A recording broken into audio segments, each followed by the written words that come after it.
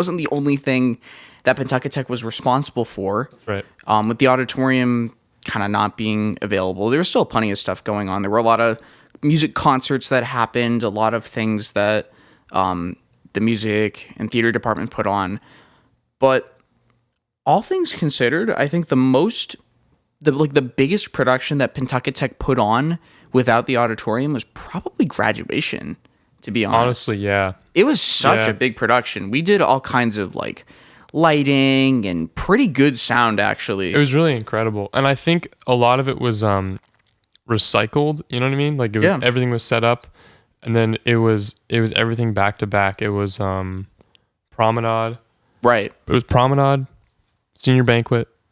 That's right. Or sorry, awards. Senior all awards. like all the other events that they throw on. all of those ones. So many events. Yeah. It's crazy. And then Graduation, and then you have like I don't even know what the capacity of the gym is.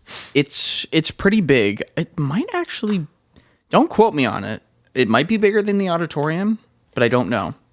I just had such an issue opening my water. Oh my god. This is so hard to do. It's fine. I think it's a little bit bigger than the auditorium. I don't know how much bigger.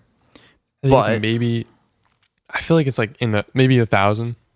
Probably. 1,000 seats. That wouldn't surprise me. It's a very big space. Graduation in 2025 was incredible. We did all kinds of stuff. Zach ran sound for it. I ran actually the video for it, which was super, super fun. That was cool. I remember that. We did so much fun stuff. That was really cool. It was a very fun graduation. We did like live at the green carpet. So we did sort of, because we had the Chaney cam. We did have the Chaney cam. And we ran it off of Chaney net. That was that was really, really funny. So for some context, Graduation 2025 got rained out. So we weren't able to put it up at Pentucket Stadium, like the football field up at the top of the campus, basically. Right. So instead, what we did was, typically, if a graduation is rained out, we'd hold it in the auditorium. The auditorium wasn't available, obviously. So instead, our compromise was to hold it in the gymnasium, which worked out pretty well. There was all kinds of like stuff we had to do in terms of lugging equipment in and that kind of stuff. I mean, things were already... There were things that were there. Things were already set up for Promenade because we decided to hold that kind of stuff. Too. Exactly, yeah. So it ended up working out really, really well. It looked amazing.